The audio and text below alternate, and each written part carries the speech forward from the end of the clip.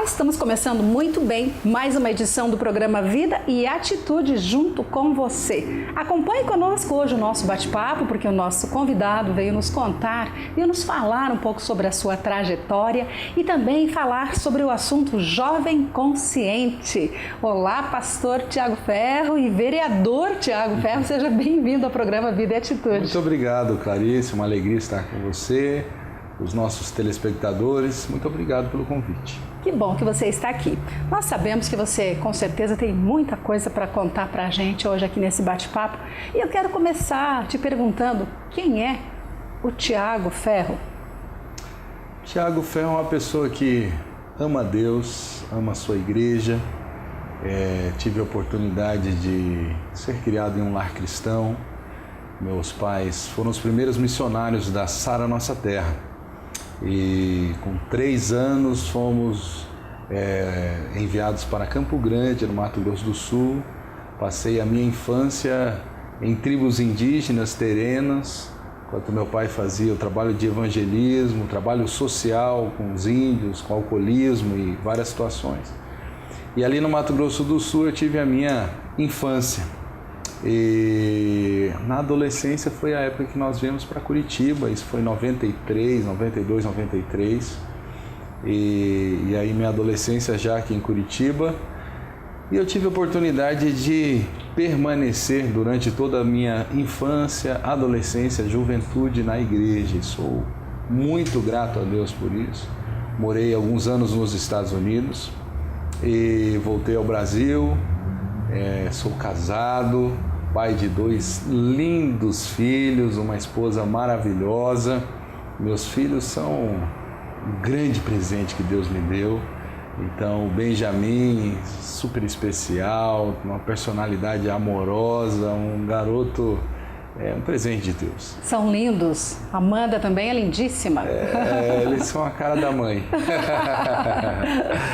E o Noah, que eu falo que ele não nasceu, o Noah estreou, né? O Noah, ele tem uma história diferente, que o Benjamin a gente queria um parto naturalizado e nasceu numa banheira, nasceu dentro do hospital, então participei de todo o acompanhamento da gestação e a gente se preparou para isso. E o Noah a gente queria algo parecido, mas não da maneira que veio. O Noah, a bolsa estourou da Amanda com o Noah, era umas 7 horas da manhã, sem nenhum tipo de contração. E a gente ligou para o médico, mas não, fica tranquilo, que vai demorar algumas horas, quando der umas 9 horas você vem para a maternidade. Tá bom, vai passar a hora do rush, né, hora de trânsito, e a gente morava lá no Atuba, saída para São Paulo. E quando deu 7h30 veio a primeira contração muito forte. 10 minutos depois nós estávamos no carro e a minha esposa falou: Tiago, vai nascer a criança. E eu falei: eu estou sabendo, estou correndo o mais rápido que eu posso. Tremendo? E ela falou assim: não, eu estava tranquilo. Estava tranquilo? E ela falou assim: não, vai nascer agora. O tempo de ligar o ar quente estava muito frio, 6 graus aquele dia. Encostei ali próximo já à linha verde e liguei pro médico, coloquei no Viva Voz e o Noah nasceu dentro do carro. Que história incrível. Uma experiência maravilhosa com Deus. Ele nasceu bem roxinho como essa flor aqui e aquele momento que ele não respira nas minhas mãos ali, ajoelhado no asfalto, e daqui a pouco a minha sogra desesperada: dá um tapa no bumbum dele, ele não bate na criança.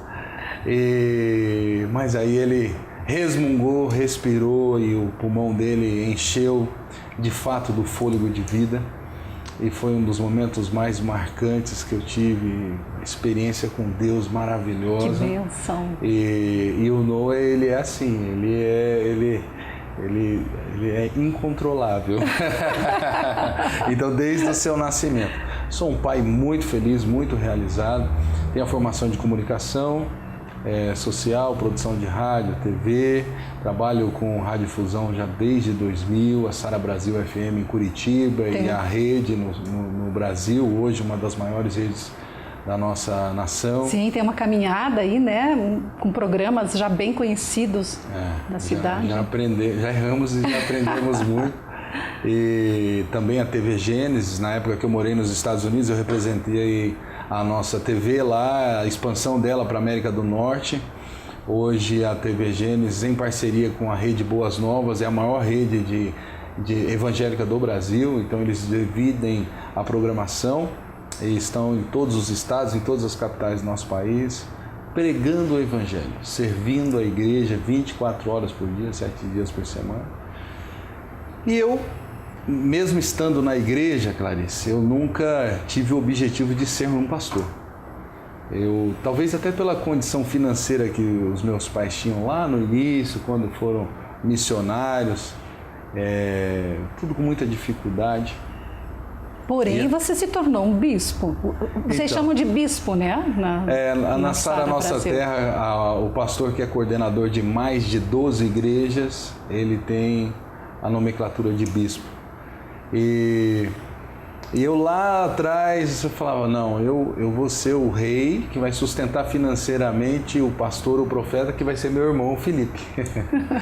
Mas teve um tempo que Deus me visitou muito forte lá nos Estados Unidos, em Boston, e acendeu no meu coração de fato um chamado que Ele já tinha colocado. Eu voltei ao Brasil e me preparei para isso, me tornei um pastor, já tem mais de 10 anos isso, e desde então começamos a ajudar as pessoas a conhecer a Deus, evangelizar, discipular, pastorear de fato.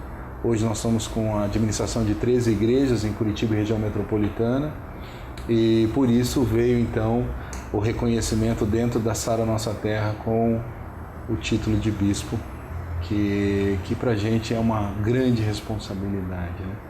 E é muito recente também, tem menos de um ano isso. Certo, que maravilha, pastor e vereador Tiago Ferro.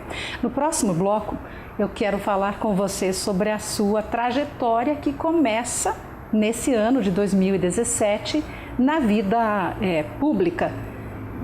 Mas a gente volta daqui a pouquinho, pode ser? Você que está aí ligadinho conosco, não saia daí, porque a gente já vai continuar a nossa conversa aqui com o vereador e pastor Tiago Ferro.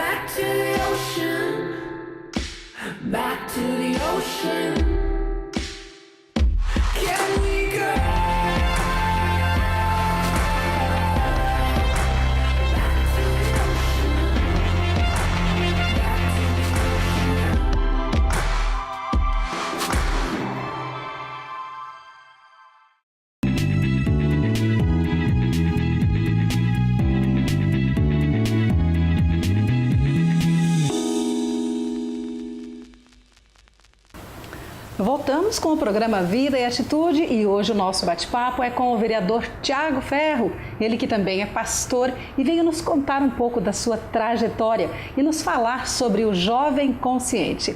Pastor, antes da gente falar sobre o jovem consciente, eu quero que você conte para nós o porquê que você decidiu escolher a carreira ou a vida pública.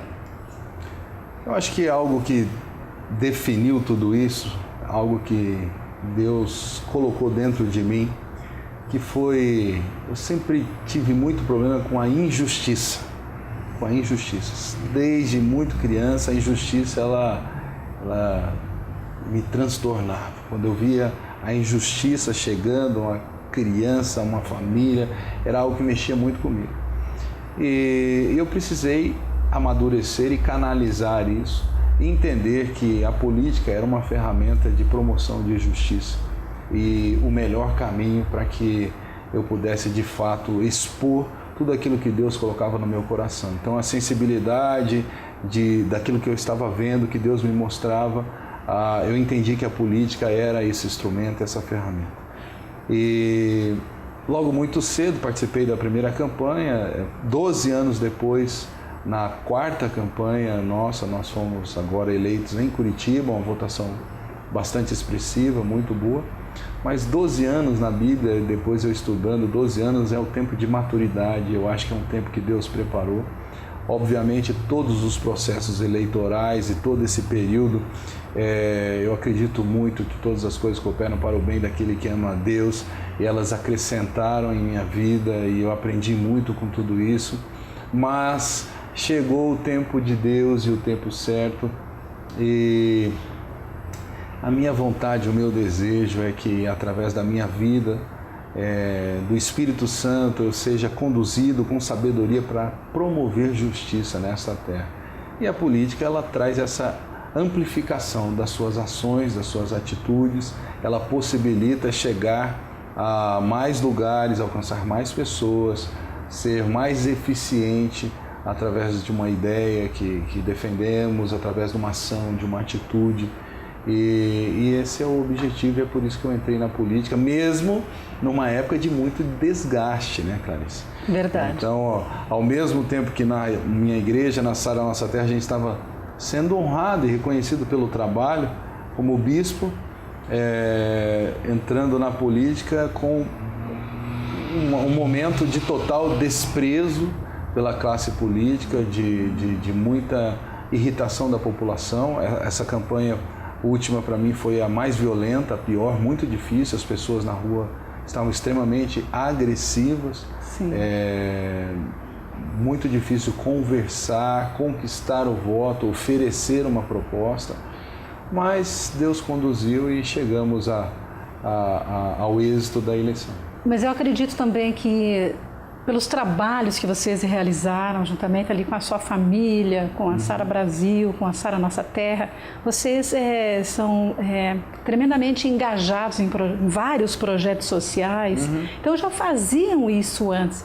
E eu acho que isso também contribuiu, né, para que as pessoas dessem também um voto de confiança para você, porque já conheciam, né, a sua história e com certeza a sua vitória também, eu acredito que teve aí essa contribuição por causa disso também, porque não apenas pastores de dentro da igreja, mas pastores fora das quatro paredes, fazendo a diferença e trabalhando com projetos relevantes, realmente, projetos de transformação.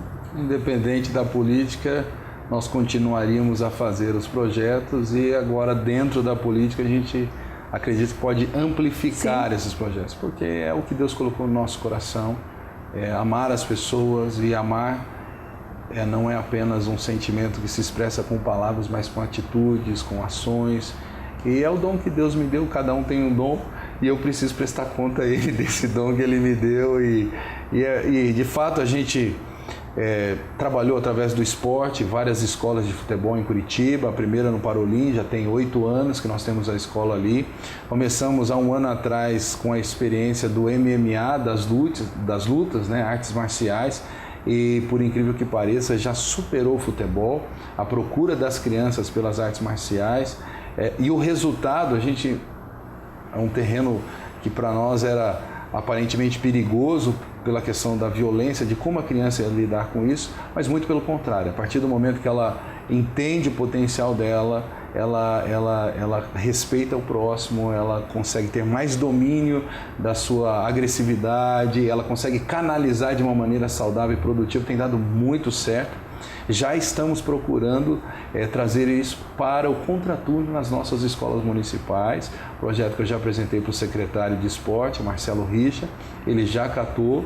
Fizemos uma parceria com uma liga de coaches americanos que vão dar o suporte para a gente, a metodologia cristã, para que seja adaptado nas escolas municipais de Curitiba, e utilizando, a Curitiba é considerada a capital da luta no Brasil, ou a meca da luta, utilizando as grandes academias, as redes de lutas que tem em Curitiba, os seus professores que têm se qualificado inclusive como educadores físicos.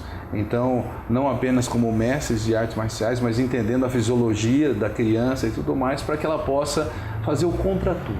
A gente precisa pensar nas crianças no momento em que às vezes elas estão na vulnerabilidade da proposta da droga, da violência e tudo mais. Certo. E o esporte tem sido um caminho maravilhoso. É prevenção. Esporte Sem é prevenção. dúvida nenhuma. Acredito muito no esporte, assim como acredito também na arte. São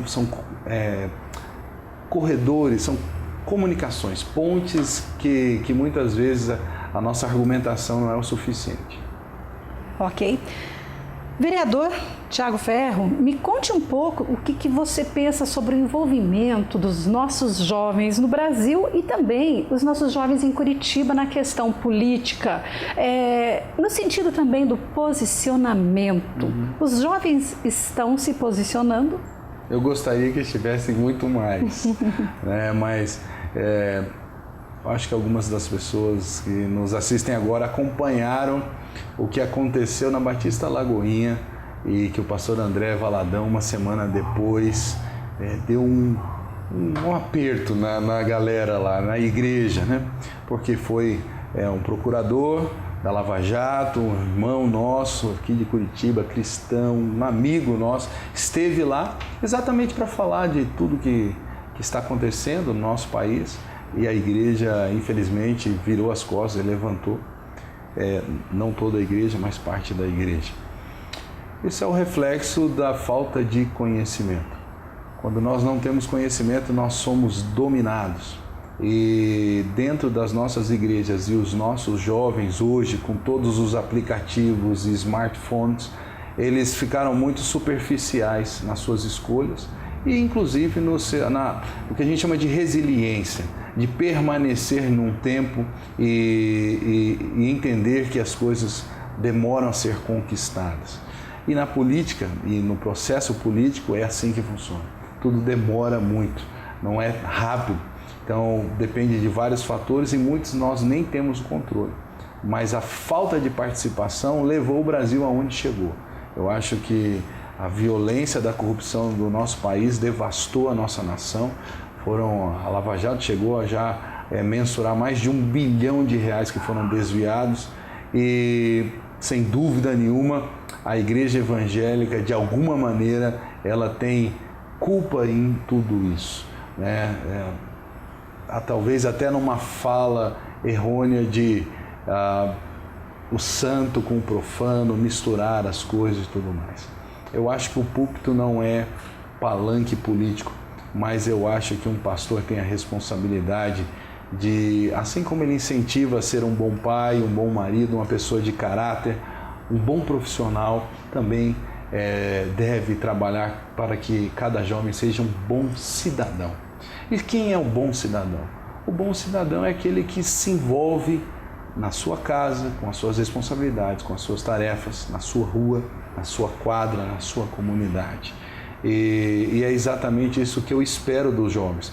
Vejo que o gigante acordou, deu uma espreguiçada, está meio zonzo, não está completamente acordado, quase dormindo novamente, mas isso houve um despertamento de uma grande parte da juventude, principalmente pela internet, os movimentos sociais. Acompanhei muitas das manifestações de apoio à Lava Jato, todas pacíficas. Eu levei meus filhos, levei minha esposa, participei e tenho tentado aproveitar esse momento do Brasil para que de fato mude a nossa história, incentivando os jovens a participarem cada vez mais de coisas simples, como um conselho dentro da sua escola, o conselho de segurança do bairro, de educação, de saúde, enfim, influenciar. Porque muitas vezes a crítica desconstrutiva, que não tem uma sugestão, ela só gera ódio, só gera inimizade, só separa.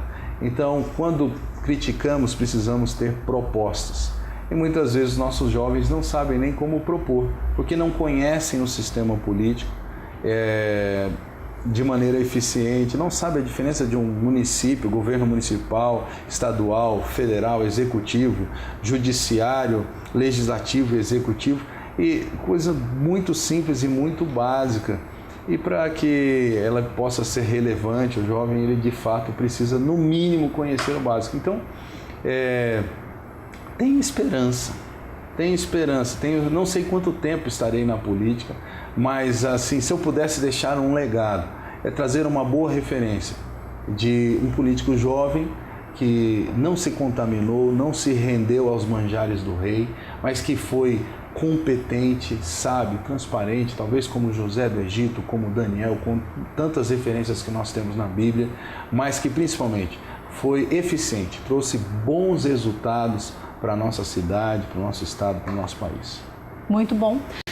Vereador Tiago Ferro, no próximo bloco, vamos falar um pouco sobre um movimento que já acontece em Curitiba. Temos outros movimentos de jovens acontecendo, mas tem um que se destaca, que é o movimento do Jovem Consciente. Mas isso daqui a pouquinho. Fique ligadinho com a gente.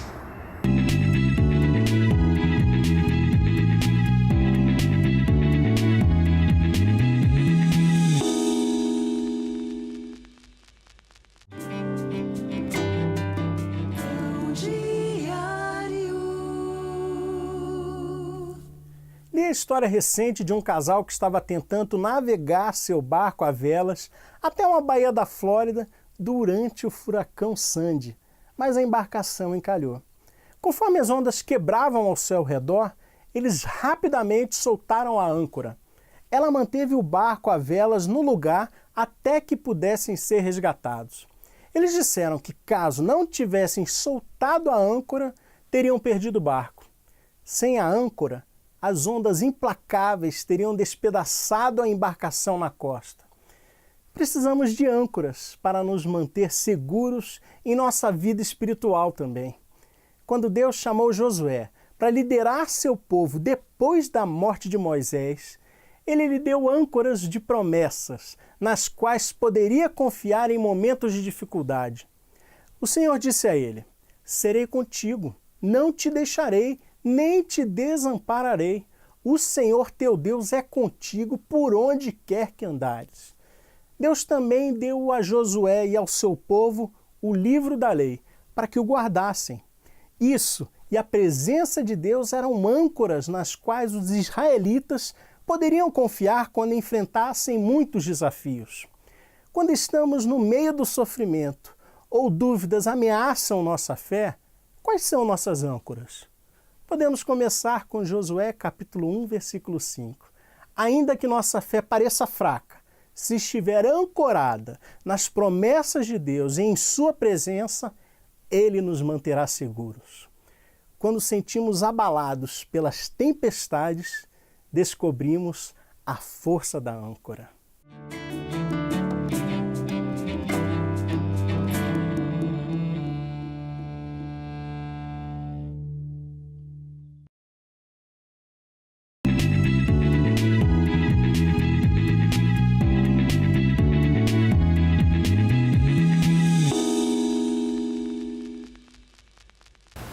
Voltamos com o programa Vida e Atitude. Que bom que você está aí acompanhando a nossa conversa. Estamos hoje aqui com o nosso convidado, o pastor e vereador Tiago Ferro. Ele que vem nos falar um pouco da sua trajetória de vida e sobre os jovens, o Jovem Consciente. Vereador Tiago Ferro, eu queria que você falasse um pouco para nós agora, como que você vê essa questão. Você já falou até anteriormente sobre os jovens, o posicionamento de alguns. E nós temos realmente alguns jovens, alguns movimentos que se posicionam e entre eles tem um que se destaca, que é o Jovem Consciente aqui em Curitiba. Eu queria que você falasse um pouquinho sobre esse movimento. O Jovem Consciente surgiu há alguns anos com a proposta de formar fóruns de debate para a conscientização dos nossos jovens. Então, uma vez por mês eles se reúnem com um tema atual e relevante para a cidade e debatem livremente. Trazemos 2, 3 convidados especialistas no tema e sempre uma apresentação musical e cultural, e já tem funcionado há bastante tempo. Para o ano de 2017, a nossa ideia é fazer nas regionais da cidade, para envolver toda a cidade de Curitiba, os jovens que às vezes não podem vir por um lado, para o norte, para o sul, para o centro. Lá perto do bairro dele, ele vai ter a oportunidade de participar. É uma extensão do FENASP, um fórum nacional que já atua diretamente no Congresso Nacional, mas nós temos esse modelo, esse laboratório em Curitiba, que chama Jovem Consciente, e tem sido de muito êxito. contra a ideologia de gênero, que nós tanto debatemos no plano de educação no ano passado, tanto na Câmara quanto na Assembleia, os jovens conscientes foram fundamentais na movimentação.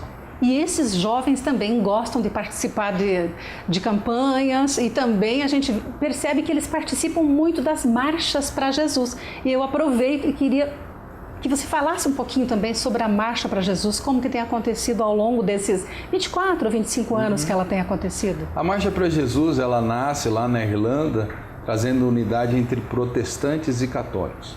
E ela se espalha pelo mundo inteiro e hoje no Brasil nós temos as maiores marchas do mundo. Em Curitiba, 25 anos. A marcha é uma expressão de festa da nossa fé, mas ela também se tornou um cuidado especial com a nossa cidade, inclusive levando para o lado político a relevância do cristão na política. Nós tivemos há 2 anos atrás um trio elétrico que falava só sobre isso, um bloco, uma equipe de jovens que marchou exatamente apoiando a Lava Jato e toda essa contra a corrupção no nosso país. Sim. E os jovens conscientes têm participado todos os anos contra o aborto, contra a violência contra a mulher, contra várias causas que de apoio comum de nós cristãos. E tem várias ações que acontecem na marcha, ações sociais e ações culturais. Conta pra gente um pouco. Muito bacana, a marcha tem crescido a cada ano as suas ações sociais, recolhimento de alimento. Ano passado nós tínhamos a meta de 10 toneladas, superamos, chegamos a quase 20. E também, após a marcha, as comunidades terapêuticas, junto com a sociedade bíblica, vêm limpando a cidade. Nós entregamos a cidade mais limpa do que pegamos. Então, se eu não me engano, 7 toneladas de lixo reciclável foi o que nós recolhemos no ano passado. A Marcha para Jesus é um exemplo para a cidade.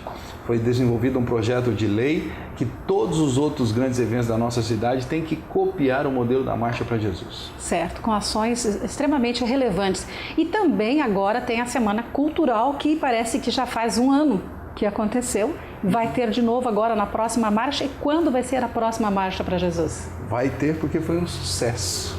A Semana Cultural envolveu voluntários em toda a cidade, 300 espetáculos na nossa cidade, pensando na cultura de forma sustentável, alcançou as crianças da periferia, alcançou as bailarinas, os músicos já semiprofissionais com workshops à tarde e grandes espetáculos à noite.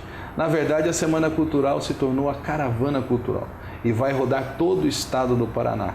E com esse ano um tema extremamente relevante, 500 anos da Reforma Protestante.